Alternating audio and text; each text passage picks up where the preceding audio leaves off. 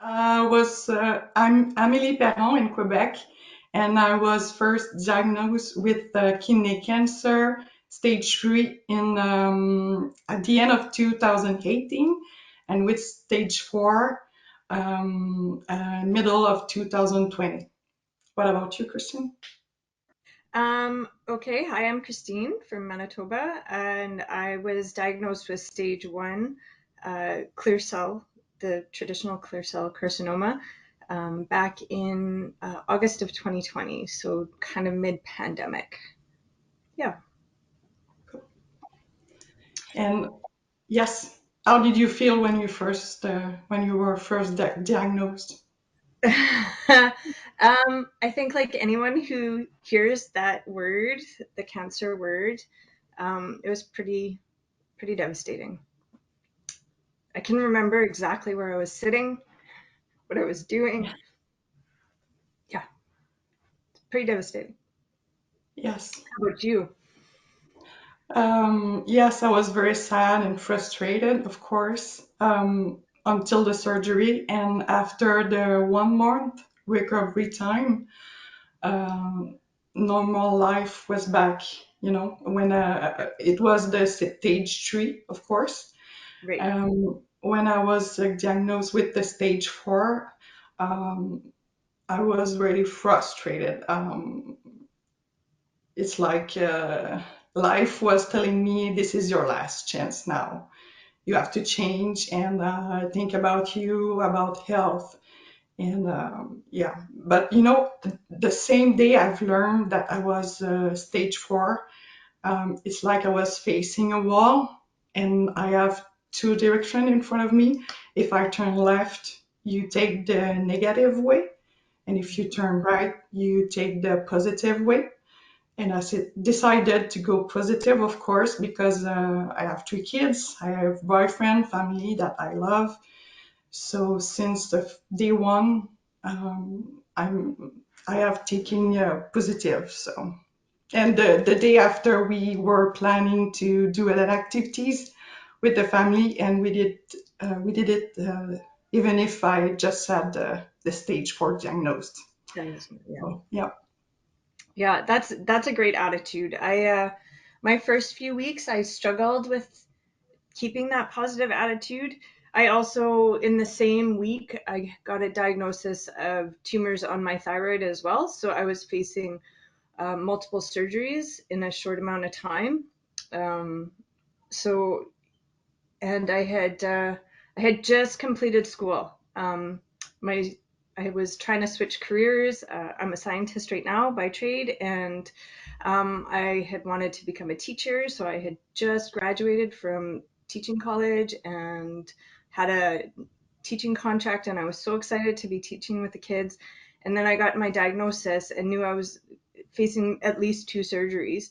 Um, and I had to give up that teaching career in that moment. And so I had a lot of um, self pity moments that were really devastating. And it was kind of when I realized that I was too busy being self pity and I wasn't focusing on my family that I had to snap out of it and realize that I'm still mom. I still have to be there for my kids. They're upset because mom has cancer. Like you have no choice, right? Like I think as moms, you have to be positive. Yes, of course. Yeah. We Yeah. want to protect our kids. Yeah. We don't want them to be sad or worry about us. Yeah, for Mm, sure. For mm. sure. So yeah, I think that was so yeah, I'm like you. I kind of stood at that wall staring at the two different directions and I took the wrong direction to start and I had to back up and go back and take that better direction in the long run. And I'm glad I did because, you know, I look at the positives. I had a job, like I still hadn't quit my other job, so I could stay. I had benefits. I had, my disability and my sick leave benefits and all of that. So um, that took a lot of the stress of the finances off the right when you have to take so much time off work for surgeries and yeah, so that was good. And how is that change your life, cancer? Um, It's kind of funny because it just put me right back to where I was before. Even I was in the because I was in the middle of a life change. Yeah, I got knocked back a little bit, but I think I'm at a point now where I'm ready to start taking those steps forward, Okay. and go back to moving on in life. I still have a little bit of a journey with my. I have still have other tumors that are um, to be determined, and what the plan is for those. But yeah. And how about you? Did like what changed for you with The life? stage three didn't really change something. I was back in the stress and routine with the kids and same life. But stage four changed everything. I'm not working since a little bit more than a year. And I'm just thinking about me. I don't want stress anymore in my life. I just want happiness. And yeah, I'm completely changed. Yeah, Yeah, for the positive, I think. Yeah. the positive. Oh, Yeah. yeah. Are you enjoying the time that you have off work though? Like, are you taking The advantage of it?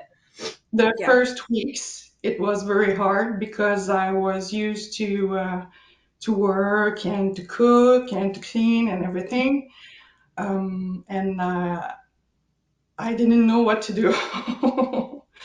So I thought the time was very long, but no, I really more enjoy right now.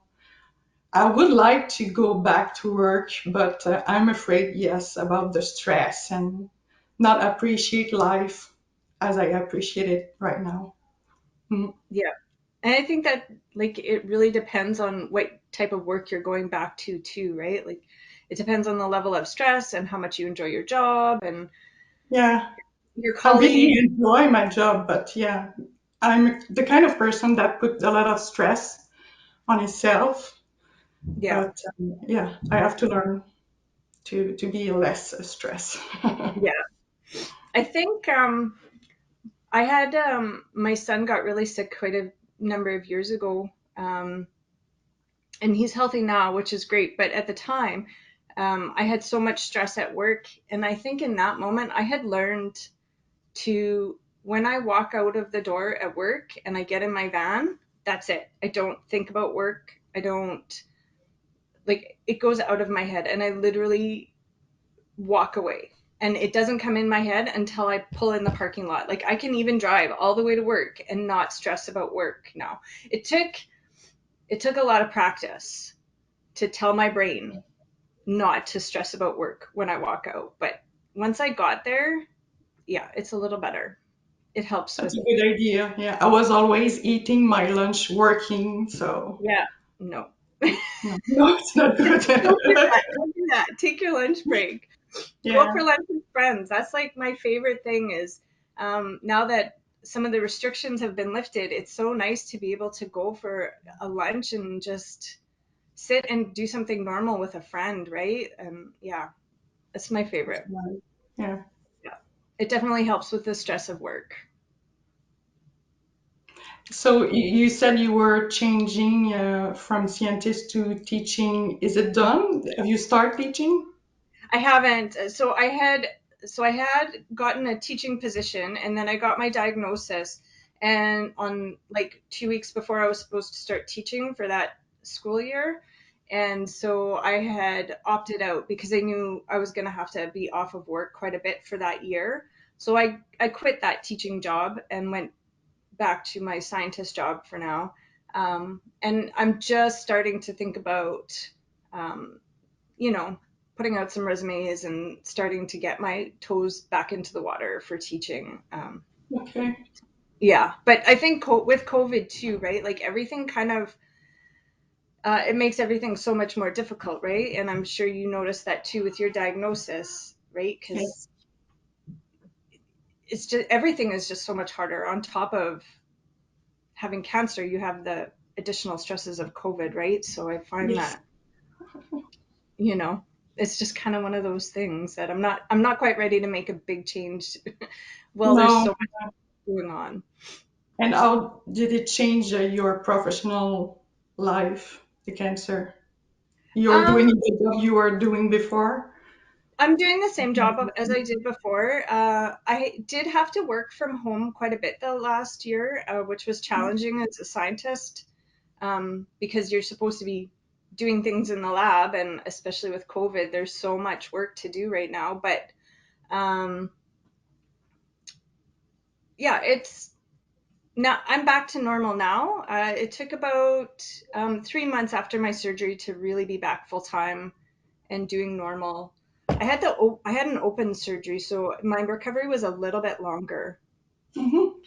So yeah, and with the stage 4, you were doing treatment for stage 4, or Yes, I did yes? the radiotherapy, Okay.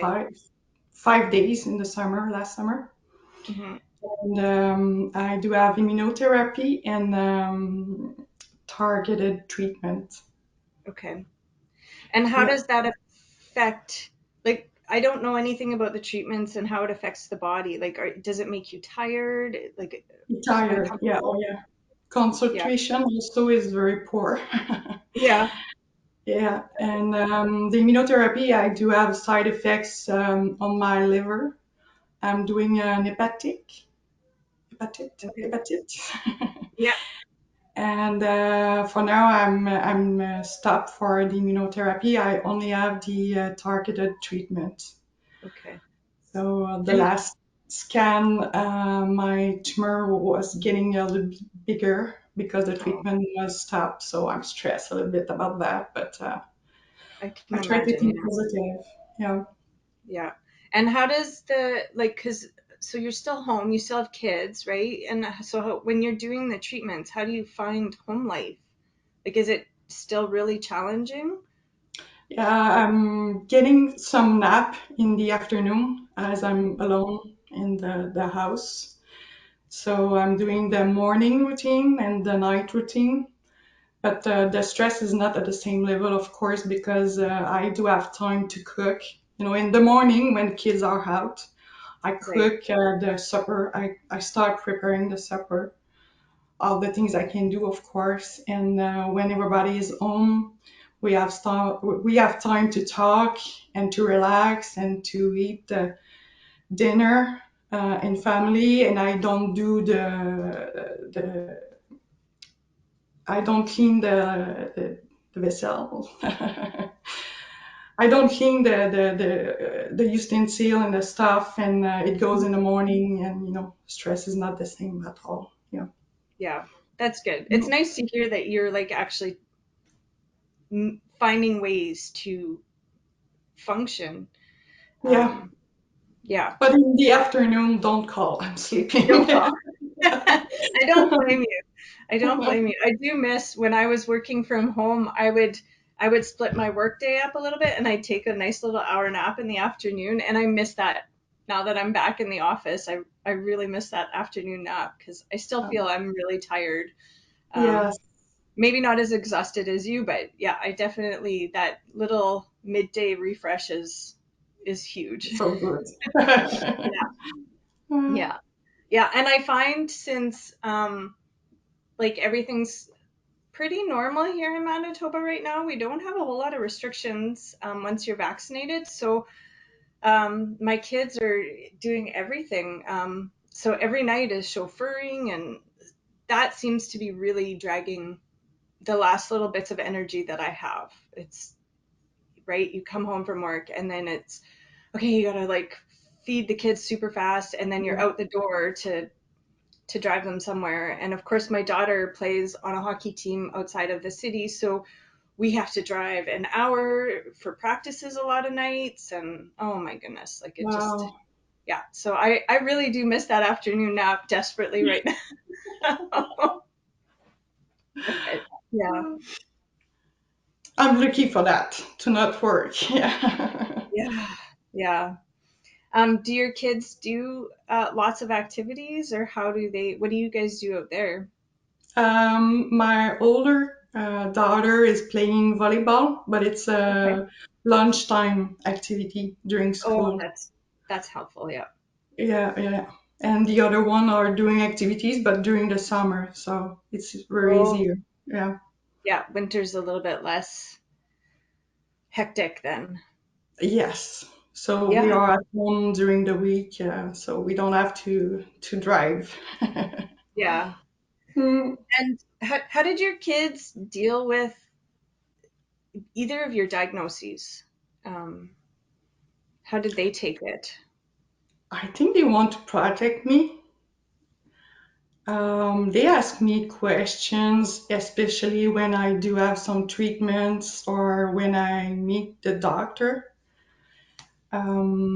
But other than that, we don't talk about it a lot.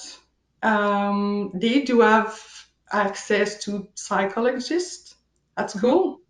Hmm.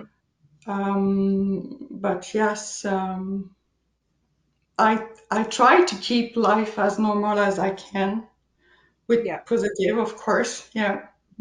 What about you kids? Um, when at first they had a hard time, but I'm I for me, I just made, and it sounds terrible, but I made light of it, right? Like I made a lot of jokes and or it'd be like, oh, I'm not going to do that today because I have cancer, and so you get to do the dishes or whatever, right? Like you pull it out and you make it like just kind of funny. Yeah. Um, and I think help normalizing it. Just they just became normal after that. Life just like they just slid back into their normal lives. Um, I mean, we had obviously moments that were challenging, and they would go through behavior issues when they were angry or frustrated, but I was surprised at how resilient the kids were. Like Yeah. it's my oldest is 24, and it was actually her that I think had the most difficult time, whereas my younger two are 12, and well, they were 12 and 10 at the time when I was diagnosed, and um, they were really scared the first few days, and then when I was just normal, they were just good. Yeah, so it was nice. Yeah. It was It's helpful. helpful. Yeah, because it's one less stress on you, right? That you Yeah. not panicking every day about the kids. So yeah, it was good. Good. Yeah. Um, From what you have learned, what helped you to keep forward? um, a lot of things.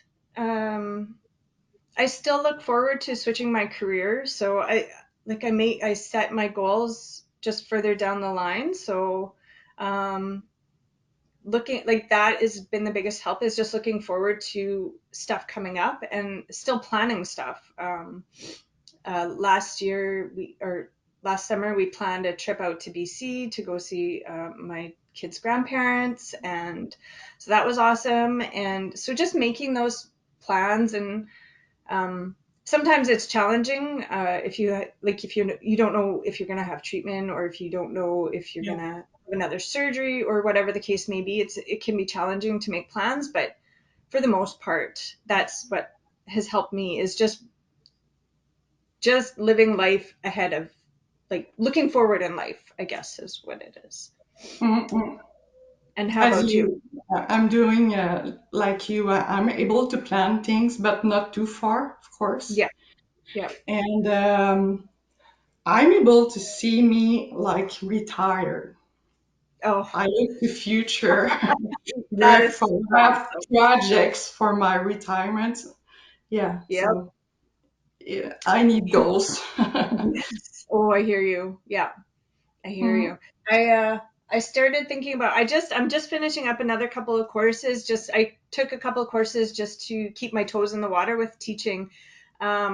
And I'm just finishing them up, and I'm kind of like, what am I going to do in my like few minutes of downtime? And so my kids are asking me to start learning how to knit and do crochet and stuff. So I think that's my next project. And then I was like, that's perfect because when I retire, I'll just become this like old lady, crochet lady or whatever. And so I'm really looking forward to that too. So that's funny that you mentioned that because it's in my head too of retirement and all the things I want to do. And yeah, that's awesome.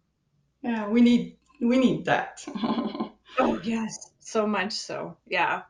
That's great. Sometimes I do have some negative thoughts about when I heard somebody talking about something they will do like in 2 years or whatever, and I have a quick something in my mind that says, you won't be there. But Yeah. I'm trying to chase this thinking, Hmm. but it's hard sometimes because it's like rolling a roller coaster. Hmm. So yeah, It is. Well, and especially because you've had that, like, you had your treatment, right? And you kind of hoped that it was over, or at least mostly over, and then it wasn't. And so yeah, I can understand that. yeah, I'm like down. I still try to keep positive thinking, but yeah, Yeah, that's, yeah, I can totally appreciate the challenge of pushing those negative thoughts out, um, yes, after going through that. Yeah. Yeah, I hear you. I didn't, um, I wasn't, like, my diagnosis hasn't changed, but on my last scan, they found new tumors in my body. And it just seemed, that was, I can understand based on that, right? Like, it was really defeating because you hear other people that are like, oh, 2 years, my scans came back clean, or, yeah. 4 years, my scans are still clean. And I'm only 6 months in and from my surgery, and they're still finding new tumors. And yeah, it can be frustrating. You know, and I find, at least in Manitoba with kidney cancer, we don't go through our cancer care facility, we go through the surgeons. And I think, as far as I understand, most places are similar, at least to start, unless you have treatment and then you get referred to an oncologist, is what I Yes, understand. exactly. Yeah.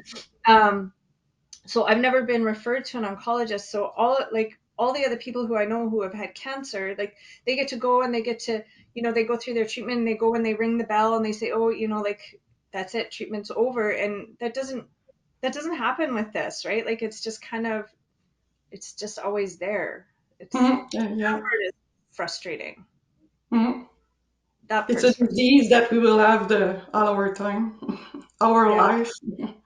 Yeah. Mm, And that's I think that's the hard part for me, is that it's I know every cancer patient goes through that, where the concern of it coming back, but they don't ever really tell you that it's gone with kidney cancer. They just say you don't have evidence of it, right? They never tell you you're in remission, or that you're cured, or whatever they say for regular cancer, or other mm, cancers, I guess.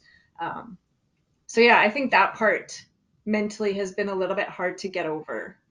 Um, yeah, yeah, you're right. Yeah. yeah, I think that one is the challenge. Yes.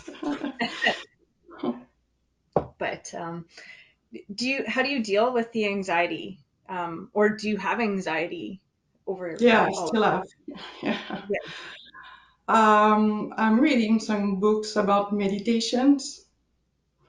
So I try to take deep breath and focus on my breath and chase the thought that make me anxious. But sometimes it's easy, but sometimes it's not easy at all. Yeah. So yeah. What about you? I use a lot of the similar things. I do a lot of breathing. One of the things somebody introduced me to was square breathing, where Where you really? square breathing. So they have them on YouTube. So it's just, you follow. They have different characters, but you take a breath in, and then you hold that breath for the same amount of time it took you to take the breath in, and then you slowly let it out, and then you hold an empty lung for the same. So Oh, it's like a 4-step breath process. I find that one actually works the best, because you really have to think about your breathing the whole time. It's not just breathe in and breathe out. So that one I find works really well. But like you, it's not perfect, right? Like, there are no. days where it's great, and days where I can't, like, I still have a hard time. So, I would like to be able to take some walks outside, to do more physical activity. I think it would help me a lot with mhm. anxiety. But right now, I don't feel like I have the energy for that. Yeah. Or maybe Yeah. it's just my mind that doesn't want. I'm lazy a little bit. I hear you. Well, kids and just running a house is enough, right? Like that's Oh yeah, it's so much already as it is. I don't know. I don't blame you. I don't blame you. But I do enjoy walking. That is something. One of the first things I did when I was starting to feel better in the summer was we would go. I would take the kids for their hikes, and that was fantastic. Like it was such a good feeling to be back outside. And um, what I did at first, when I had no energy, is even I would just walk to the end of my driveway and back just to get outside and feel like the sun. So maybe yeah. that, like just to feel that sunshine on you, I think is, even if you And don't the walk far, air is refreshing too. the To air. yeah, Yeah.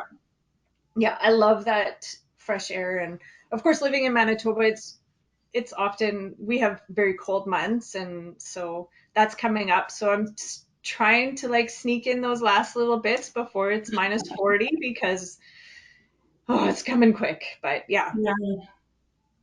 Yeah. We have some snow right now. Oh yeah. Yeah. We have quite a bit of snow too this year. So already. Well, it's nice because last year we had no snow, like none. So we were bone dry all summer. We had no rain, no snow. So it's nice to finally have some moisture Yeah. because it's been a long time from that. So I enjoy the snow though. I used to ski like, well, up until actually the day before my surgery, I took my kids skiing and Yeah. just to it was just kind of one last hurrah because I knew I wouldn't be able to do that for a long time. So yeah, we went skiing and downhill skiing, and of course we live in Manitoba. So when I say downhill skiing, it's not like Montreal or No. Quebec where you guys have the nice hills, but it's good enough for Manitoba. And yeah, Mhm. those are other things I look forward to too. Is once like I mean I'm healed from my surgery, but I'm not back to 100%, right? Like the open surgery is quite a bit more invasive. And so um, I'm really struggling getting that core strength back. So skiing is just it's not happening this year, but maybe next year. That's what I'm looking forward to is okay, I'll Yeah. do some yoga and get that core strength up and go back skiing next year. So yeah. Good goals. Yeah, exactly. Um, is there anything else that you like? Because your story is really different than mine, right? So like, My something that helped me to keep positive is and I tell this sentence to everybody who I talk about my cancer because they always, oh, you have cancer, you are a fighter, you have to, you know. yeah, yeah, And the only thing I say is that as long as my kids are good and healthy, there's no problem. Just, yeah. I most prefer to have cancer than cancer is on their little bodies. Oh, for sure. Yeah, yeah. I don't I hear know you. how I will be able to live with that. So, and Yeah, yeah, and the other thing is, uh, I prefer to have cancer and knowing that I will die in 2 years from cancer than dying with a car accident tomorrow. You know, yeah, I yeah, think cancer is a chance to do whatever we wanted to do and to say everybody that we love them, and it gives us time to to live a good life before to die. yeah, yeah. I hear you. That's yeah. My oldest brother died in a motorcycle accident. Okay. Yeah, and now I do have cancer, so it's very hard for my parents right now. Yeah, Yeah, but yeah, so we have time, my mother and myself, to do activities because she's retired.